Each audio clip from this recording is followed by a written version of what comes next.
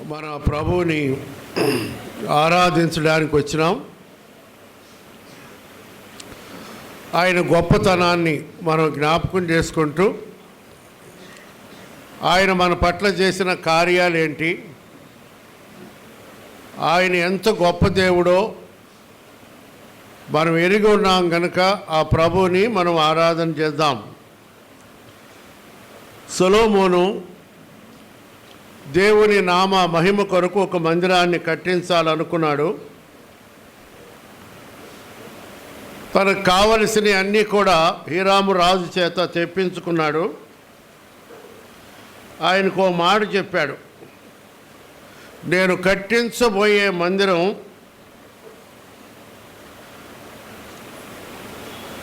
గొప్పదిగా ఉంటుంది అన్నాడు.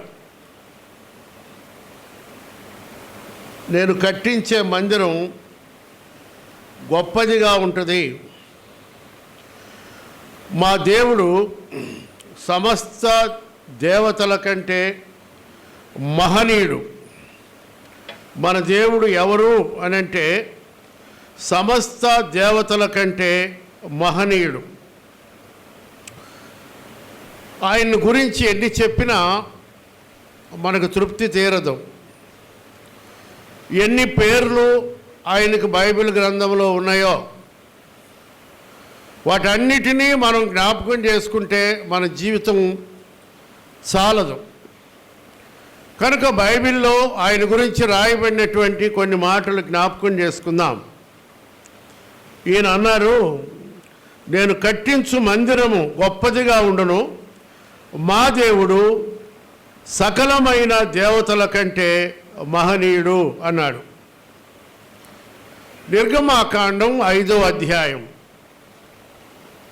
నిర్గమాకాండం 15వ అధ్యాయం 25వ వచనం లేదా 11వ వచనం చదవండి. నిర్గమాకాండం 15వ అధ్యాయం 11వ వచనం. వేల్పులలో నీ వంటి వాడెవడు, వేల్పులలో నీ వంటి వాడు ఎవడు, ఎవడు పరిశుద్ధతను బట్టి నీవు మహానీయుడు. ఈయన కూడా అన్నాడు, వేల్పులలో అంటే పూజింపదగిన వారిలో నీలాంటి వాడు ఎవరున్నారు, నీవు మాత్రమే మహనీయుడవు అన్నారు. 16వ అధ్యాయం దినవృత్తాంతములు మొదటి గ్రంథం 16వ అధ్యాయం 25వ వచనం. యెహోవా మహాఘనత వహించిన వాడు, ఆయన బహుగా స్తుతి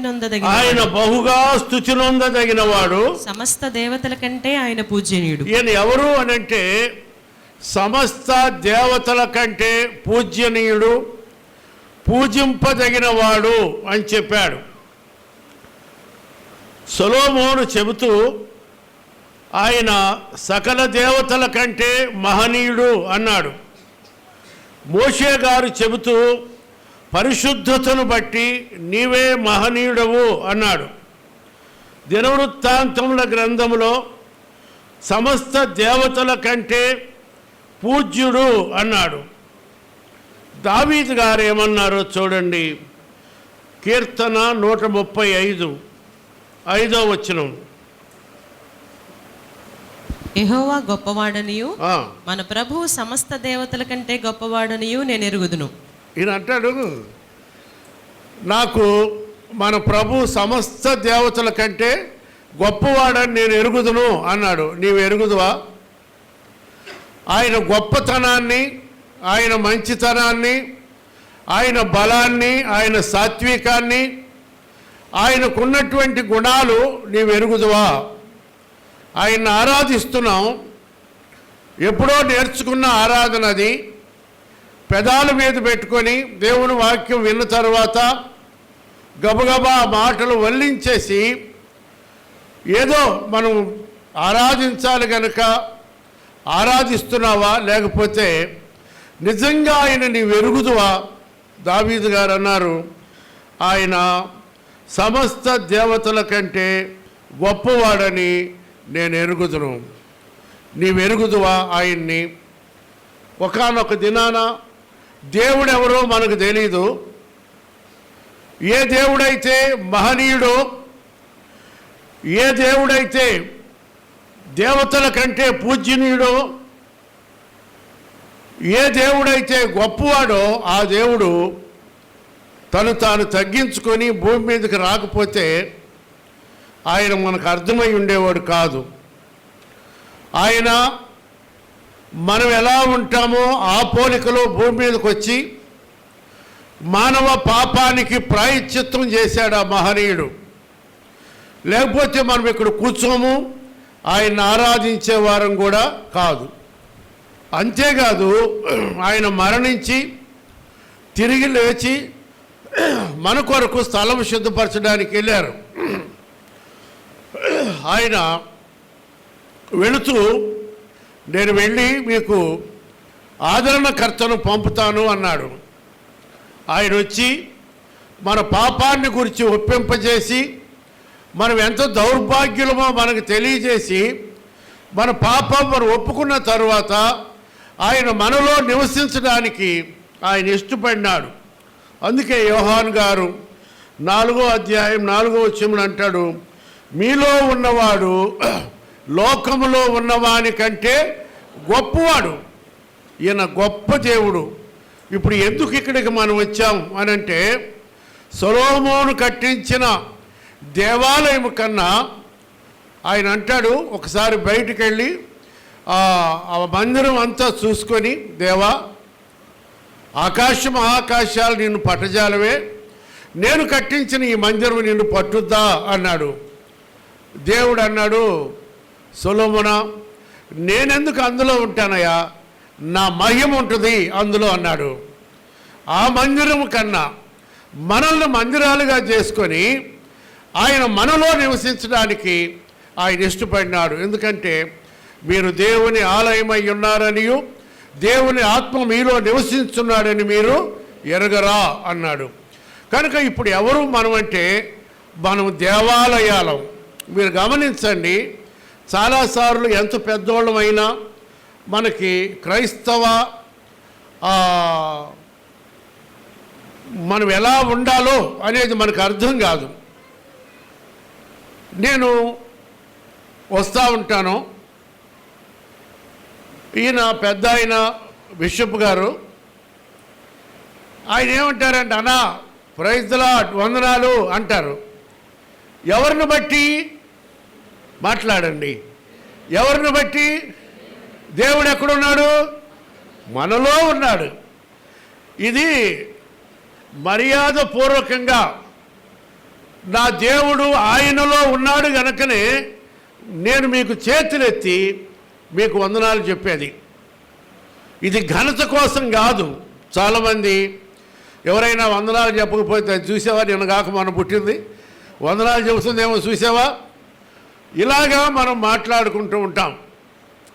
కానీ మన దేవుడు ఏమన్నాడంటే నేను మీలో నివసిస్తాను, మీలో ఉండేవాడిని అన్నాడు. ఎంత గొప్ప మహనీయుడు. ఇప్పుడు ఆయన మన మధ్యలో ఉన్నారు, ఆయన మనతో ఉన్నారు, ఆయన మాట్లాడుతున్నాడు కనుక ఆయన్ను మనం ఆరాధించాలి. మహనీయుడైన దేవుణ్ణి, పరిశుద్ధుడైన దేవుణ్ణి, అద్వితీయుడైన దేవుణ్ణి, దేవతల కంటే పూజ్యనీయుడైన దేవుణ్ణి మనం ఆరాధన చేయాలి. ఒకటి. రెండవ మాట చూడండి, హెబ్రీయులకు రాసిన పత్రిక 10వ అధ్యాయం 23వ వచనం. వాగ్దానము చేసిన వాడు నమ్మదగిన వాడు గనుక మన నిరీక్షణ విషయమై మనం ఒప్పుకున్నది నిశ్చలముగా పట్టుకుందాం. నిశ్చలముగా పట్టుకుందాం. ఎవరైనా అంటే వాగ్దానము చేసిన దేవుడు ఎన్ని వాగ్దానాలు చేశాడో, గ్రంథంలో మనకి ఎన్ని వాగ్దానాలు ఇచ్చాడో, ఆయన వాగ్దానము చేసిన దేవుడు నమ్మదగిన వాడట. మనం కూడా వాగ్దానాలు చేస్తాం కానీ వాటిని మనం నెరవేర్చలేం. కానీ వాగ్దానం చేసిన దేవుడు ఆయన నెరవేర్చేవాడు. అబ్రామా నేను మరుసటి ఏట ఈ ఋతువున నేను వస్తాను, శారా కౌగిట కుమారుడు ఉంటాడు అని చెప్పినవాడు నమ్మదగిన దేవుడు. ఆ సమయంలో ఆయన వాగ్దానాన్ని నెరవేర్చినట్లుగా మనం చూస్తాం. మన జీవితంలో మన జీవితాల్లో ఎన్ని వాగ్దానాలు ఇచ్చి ఆయన నెరవేర్చాడో మనం జ్ఞాపకం చేసుకుంటే ఆయన్ని ఆరాధించకుండా ఉండలేం. దేవుడు మనతో మాట్లాడుతున్నాడు. నేను నమ్మదగిన వాడిని, వాగ్దానం చేసిన వాడు నమ్మదగిన వాడు. అంతేకాదు పౌలు గారు కొరింథీ పత్రిక మొదటి అధ్యాయం 9వ వచనంలో ఇలా అన్నాడు, మన ప్రభు అయిన యేసుక్రీస్తు తన కుమారుని సహవాసమునకు పిలిచిన దేవుడు నమ్మదగిన వాడు. ఈరోజు ఆయన కుమారుని సహవాసానికి ఆయన మనల్ని పిలిచాడు. ఇంత గొప్ప మహనీయుడు ఆయన కుమారుని భూమి మీదకు పంపి ఆయన సహవాసానికి మనల్ని పంపాడు. మీరు ఆలోచించండి, మందిరానికి రావడానికి మనం చాలా వస్తూ ఉంటాం. ఓ గొప్ప వ్యక్తి, మన తెలంగాణ ముఖ్యమంత్రి వాళ్ళ అబ్బాయి ఉన్నాడు అనుకోండి, ఇక్కడున్న యవనస్తుల్ని, ఒరే రండిరా మా ఇంట్లో ఆడుకుందాం రండి, లేకపోతే మా గ్రౌండ్లో ఆడుకుందాం రండి అంటే మీకు ఎంత ఘనత ఉంటుందో కదా. కుర్రాళ్ళు ఎంత ఘనత ఉంటుంది. ఎరా ఎక్కడికి వెళ్ళారా? మేము కేటీఆర్ గారి అబ్బాయితో ఆడుకొని వస్తున్నాం. కేటీఆర్ గారి అబ్బాయితో ఆడుకొని వస్తేనే నీకు అంత ఘనత ఉంటే, దేవుని కుమారుని సహవాసానికి నిన్ను పిలిస్తే ఇంకా నీకు ఎంత ఘనత ఉండాలి. నేను నా ప్రభు సహవాసానికి వెళుతున్నాను, నా ప్రభుతో సమయం గడపడానికి వెళుతున్నాను, నా ప్రభువుని ఆరాధించడానికి వెళుతున్నానని మనం చెప్పుకోవద్దా? పౌలు గారికి బాగా అర్థమైంది ఈ మాట.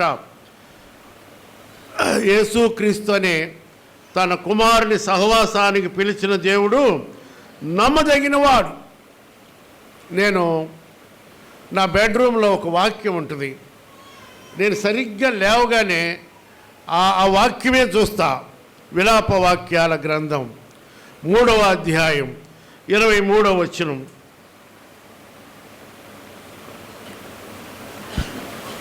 అనుదినము నూతనముగా ఆయనకు వాత్సల్యత పుట్టుచున్నది, నీవు ఎంతైనా నమ్మదగిన వాడు. భలే అన్నాడు కదా ఇర్మియా ఈ మాట రాస్తూ, నాయనా నువ్వెంతైనా నమ్మదగిన వాడు. ఎవరిని అనగలం భూమి మీద నమ్మదగిన వాడని? నన్ను అనొచ్చా?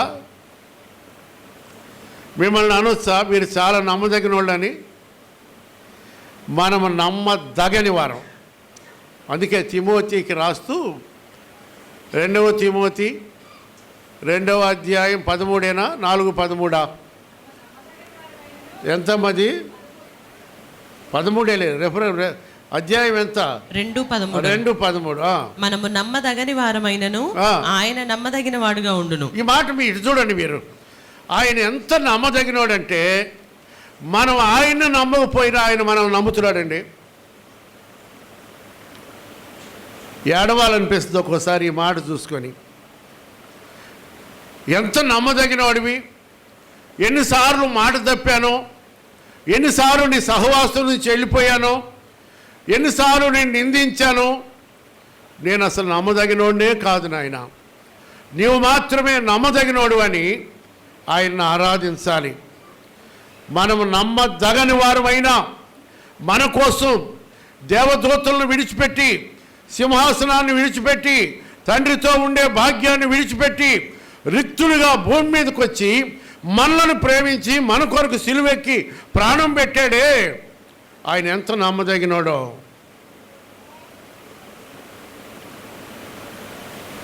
నాన్న చేస్తాడా ఇలాగా? అమ్మ చేస్తుందా ఇలాగా? అంటే ఎవరు చూపించలేని ప్రేమది. ఆయన పిల్లలను నశించి నరకానికి వెళ్ళడం ఇష్టం లేక ఆయన మనల్ని ప్రేమించి ఆయన ఇట్లా అన్నాడు, నువ్వెంతైనా. నేను ఆ మాట చూడగానే నేనేమనుకుంటానంటే, ఈరోజు నన్ను బ్రతికించావు, మంచం మీద నుంచి లేచి నీ ముఖాన్ని చూడడానికి నాకు అవకాశం ఇచ్చావు నాయన, నువ్వెంతైనా నమ్మదగిన వాడివి. ఎంతోమంది ఇళ్లలో దుఃఖం ఉంది, ఎంతోమంది ఇళ్లలో ఆప్తులను పోగొట్టుకున్నారు, ఎంతోమంది ఆస్తులు కోల్పోయారు, మోసపోయిన వారు ఉండగా నన్ను ఈ దినాన క్షేమంగా మరణం అనే పడక నుండి లేపావు, నీ ముఖ దర్శనం చేసుకునే భాగ్యం ఇచ్చావు, నువ్వెంతైనా నమ్మదగిన వాడవయ్యా అని ఆయన ఆరాధన చేయాలి. ఇది రెండవ మాట. ఇక మూడవ మాట చెప్తాను. యోబు గ్రంథం 19వ అధ్యాయం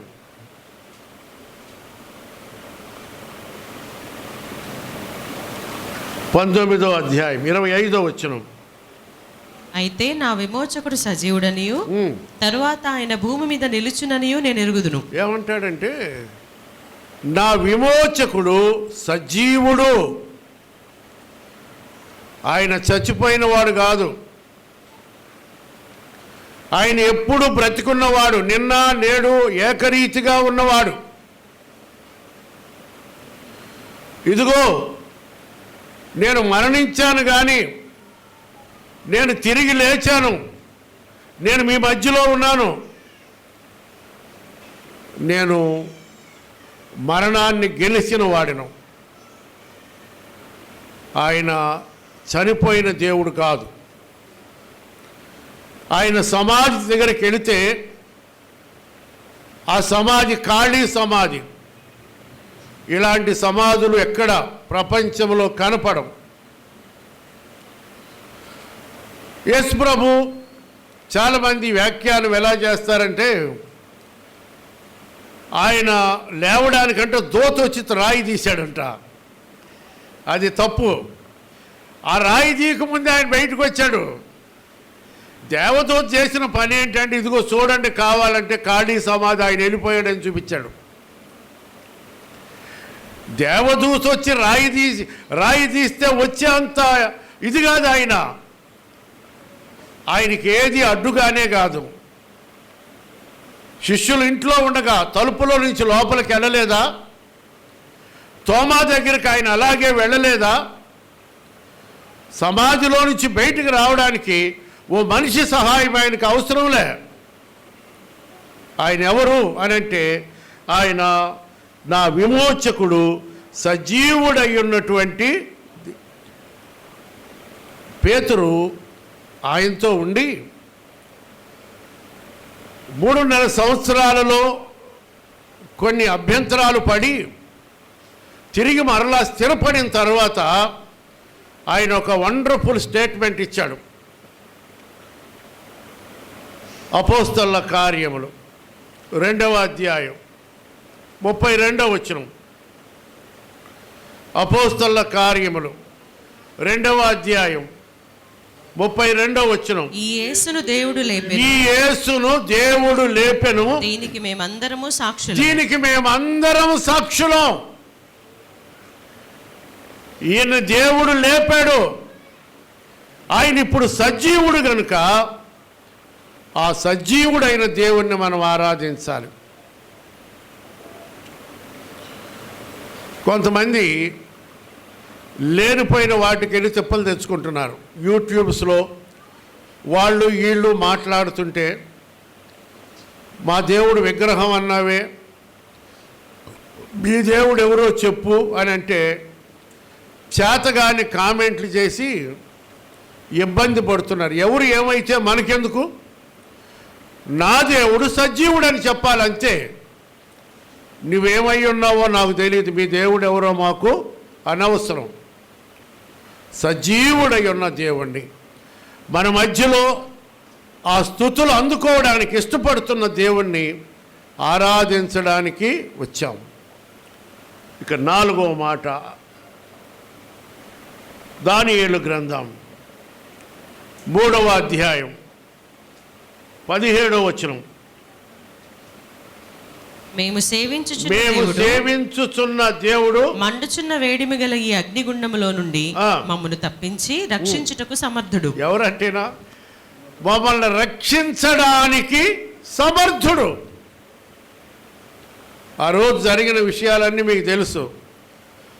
ఒకవేళ మేము లేవన్నప్పుడు అంటారేమో, దానియేలు షడ్రకు మెషకు అబేద్నెగోలను పట్టుకొని ఈ విగ్రహానికి నమస్కారం చేయకపోతే మిమ్మల్ని తీసుకెళ్ళి అగ్నిలో పడేస్తామంటే వాళ్ళు అన్న మాట ఏంటంటే, రాజా నీవు రక్షించకపోయినా మా దేవుడు రక్షించటానికి సమర్థుడైనటువంటి దేవుడు, మేము సేవించుచున్న దేవుడు మమ్మల్ని రక్షిస్తాడు. ఏ పరిస్థితుల్లోనైనా ఆయన రక్షించడానికి సమర్థుడైన దేవుడు. మీరు గమనించాలి, ఎన్నో విషయాల్లో ఎన్ని అపాయాలు, ఎన్ని ఇబ్బందులు మనకు వచ్చినాయి. వీటన్నిటి నుండి ఆయన తప్పించలేదా అని అంటే తప్పించాడని అప్పటికి దేవునికి స్తోత్రం హల్లెలూయా అంటాం, కానీ మళ్ళా దాన్ని మర్చిపోతాం. ఏ పరిస్థితుల్లోనైనా దేవుడు మనల్ని రక్షించడానికి సమర్థుడైనటువంటి దేవుడు. ఈ మాట ధైర్యంగా చెప్పాడు ఆయన, ధైర్యంగా చెప్పారు వాళ్ళు. యెషయా గ్రంథం 43వ అధ్యాయం 2వ వచనం. నీవు జలములలో బడి దాటినప్పుడు నేను నీకు తోడయుందును, నదులలో బడి వెళ్ళినప్పుడు అవి నీ మీద పొర్లి పారవు, నీవు అగ్ని మధ్యను నడిచినప్పుడు కాలిపోవు, జ్వాలలు నిన్ను కాల్చవు. ఎంత చక్కని మాట చెప్పాడండి, వాగ్దానం. జలములలో పడి నేను వెళ్ళినా అవి మీద పారవు, జలములలో పడి నేను వెళ్ళినా అవి నా మీద పారవు, అగ్నిలో నేను నడచినా జ్వాలలు నన్ను కాల్చజాలవు,